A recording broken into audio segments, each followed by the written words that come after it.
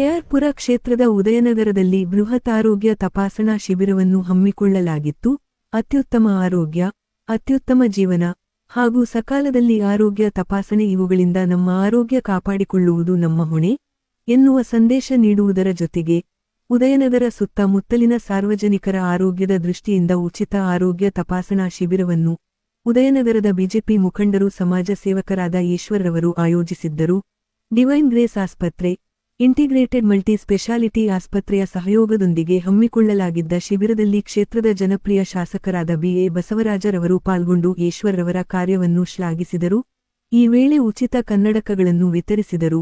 ಸಾಮಾನ್ಯ ಸಮಾಲೋಚನೆ, ದಂತ ವೈದ್ಯರ ಸಮಾಲೋಚನೆ, ಬಂಜೆತನಕ್ಕಾಗಿ ಹೋಮಿಯೋಪತಿ ಸಮಾಲೋಚನೆ, ಸಕ್ಕರೆ ಕಾಯಿಲೆ ತಪಾಸಣೆ, ಚರ್ಮದ ಕಾಯಿಲೆಗಳು, ಆಯುರ್ವೇದ ಸಮಾಲೋಚನೆ, ಕಣ್ಣಿನ ತಪಾಸಣೆ, ಉಚಿತ ಕಣ್ಣಿನ ಪೊರೆ ಶಸ್ತ್ರಚಿಕಿತ್ಸೆ, ಅಗತ್ಯವಿರುವವರಿಗೆ ಉಚಿತ ಓದುವ ಕನ್ನಡಕ ವಿತರಣೆ, ನರ ದೌರ್ಬಲ್ಯ ತಪಾಸಣೆ, ರಕ್ತದಾನ ಶಿಬಿರ, ಉಚಿತ ಔಷಧಗಳ ವಿತರಣೆ ಸೇರಿದಂತೆ ಇನ್ನಿತರ ತಪಾಸಣೆಗಳನ್ನು ಶಿಬಿರದಲ್ಲಿ ಹಮ್ಮಿಕೊಳ್ಳಲಾಗಿತ್ತು. ಇದೇ ಸಂದರ್ಭದಲ್ಲಿ ಉಚಿತ ಆಂಬ್ಯುಲೆನ್ಸ್ ಸೇವೆಯನ್ನು ಸಹ ಈಶ್ವರ್ರವರು ಸಮಾಜಕ್ಕೆ ಕೊಡುಗೆಯಾಗಿ ನೀಡಿದ್ದಾರೆ.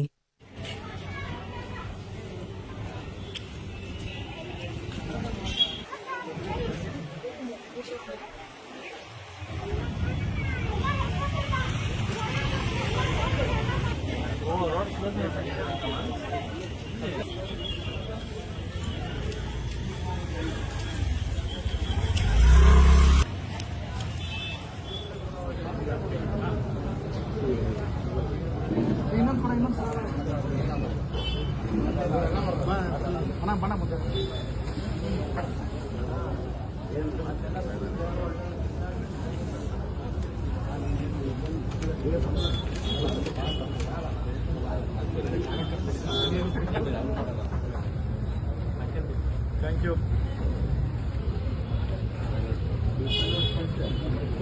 Shekarana. Mana? Mana?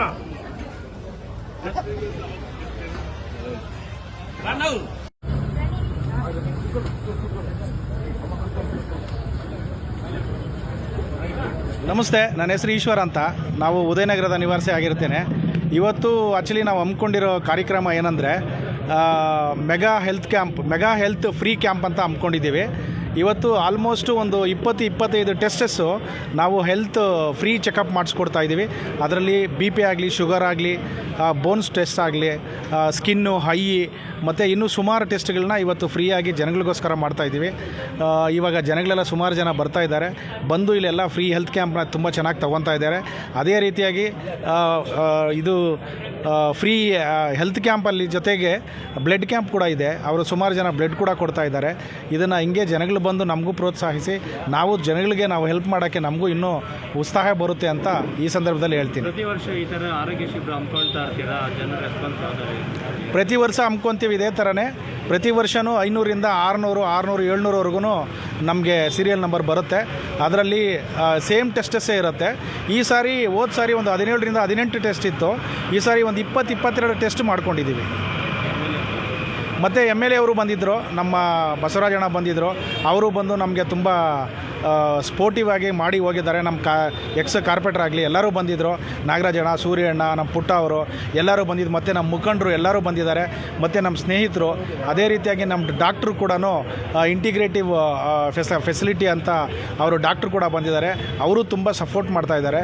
ಅದೇ ಸಂದರ್ಭದಲ್ಲಿ ನಾವು ಒಂದು 500 ಗ್ಲಾಸಸ್ಸು ರೀಡಿಂಗ್ ಗ್ಲಾಸಸ್ಸು ಫ್ರೀಯಾಗಿ ಕೊಡ್ತಾಯಿದ್ದೀವಿ. ಅದೇ ಸಂದರ್ಭದಲ್ಲಿ ಮೆಡಿಷನ್ಸ್ ಕೂಡ ಒಂದು 50-60 ಸಾವಿರ ರೂಪಾಯಿ ಮೆಡಿಷನ್ಸ್ ಕೂಡ ಇವತ್ತು ಫ್ರೀ ಕೊಡೋ ಅಂಥದ್ದು ಹಮ್ಮಿಕೊಂಡಿದ್ದೀವಿ. ಡಿವೈನ್ ಗ್ರೇಸ್ ಫೆಸಿಲಿಟಿ ಅಂತ ಒಂದು ಹಾಸ್ಪಿಟ್ಲಿಗೆ ಮೇಡಿಹಳ್ಳಿಯಲ್ಲಿ ಇದೆ.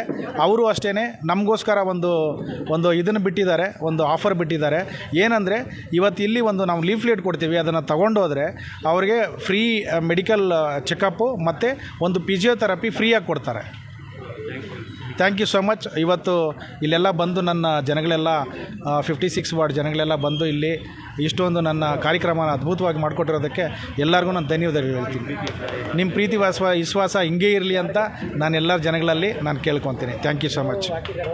ಅದೇ ರೀತಿಯಾಗಿ ನಮ್ಮ ಸೈಯದ್ ಡಾಕ್ಟ್ರು ಕೂಡ ನಮಗೆ ತುಂಬ ಸಪೋರ್ಟಿವ್ ಮಾಡ್ತಾವ್ರೆ.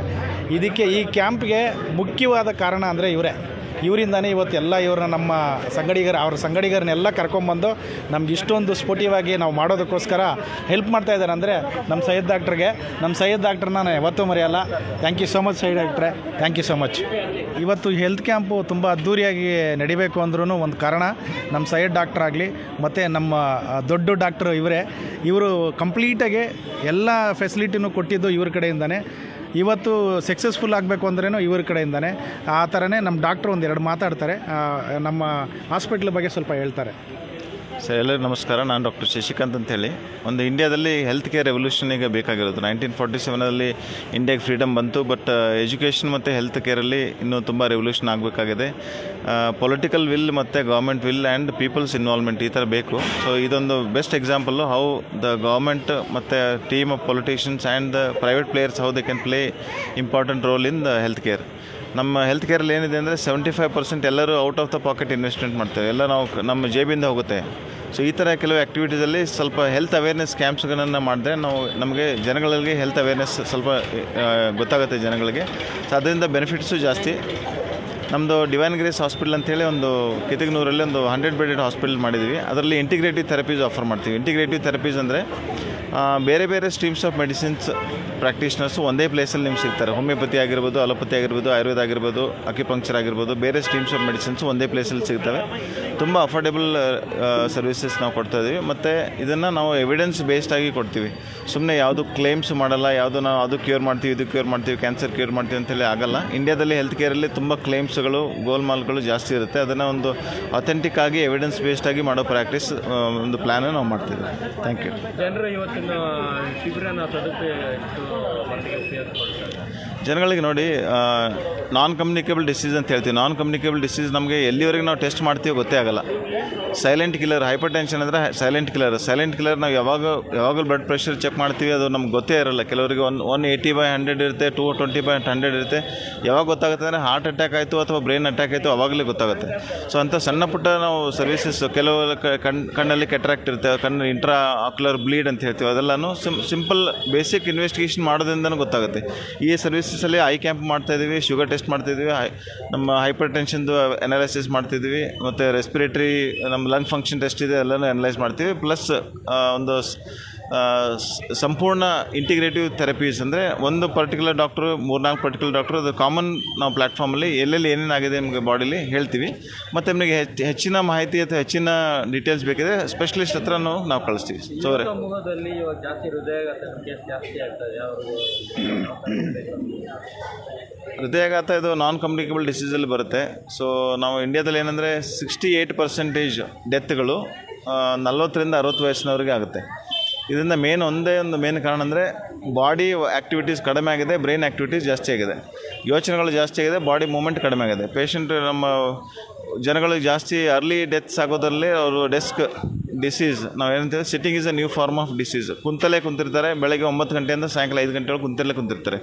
ಒಂದು 100-200 ಸಿಗರೇಟ್ ಸೇದಂಗೆ.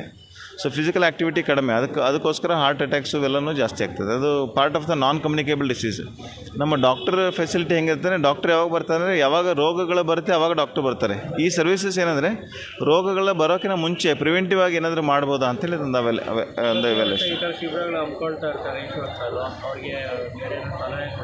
ಸಲಹೆ ಅಂತ ಏನಿಲ್ಲ, ಅವ್ರಿಗೆ ಒಂದು ಹೆಲ್ತ್ ಕೇರ್ ರೆವಲ್ಯೂಷನ್ ಮಾಡೋ ಒಂದು ಇಂಟ್ರೆಸ್ಟ್ ಇದೆ, ಪೊಲಿಟಿಕಲ್ ವಿಲ್ ಇದೆ. ಅದು ನಾನು ಅವ್ರಿಗೆ ತುಂಬ ಹೃದಯದಿಂದ ರಿಕ್ವೆಸ್ಟ್ ಏನಂದರೆ ನಿಮ್ಮ ಸಕ್ಸಸ್ ಜಾಸ್ತಿ ಆಗಬೇಕು. ಅಟ್ಲೀಸ್ಟ್ ನೀವು ಹೆಲ್ತ್ ಕೇರ್ ಸೆಕ್ಟ್ರಲ್ಲಿ ಏನಾದರೂ ಒಂದು ದೊಡ್ಡ ಪದವಿಯಿಂದ ಒಂದು ಹೆಲ್ತ್ ಕೇರ್ ರೆವಲ್ಯೂಷನ್ ಏನಾದರೂ ಮಾಡುವಂಥ ಸಾಧ್ಯತೆಗಳು ಆದರೆ ನಮಗೆ ತುಂಬ ಬೆನಿಫಿಟ್ಟು. ಇಂಡಿಯಾಗೆ ಬೇಕಾಗಿರೋದು ಈ ಸದ್ಯದ ಕಾಲಮಾನದಲ್ಲಿ ಪೊಲಿಟಿಕ್ಸ್ ಆಫ್ ರಿಲಿಜನ್ ಬೇಡ, but health care system and education ಸಿಸ್ಟಮಲ್ಲಿ ಚೆನ್ನಾಗಾಗಬೇಕು. So I wish him all the best. Thank you.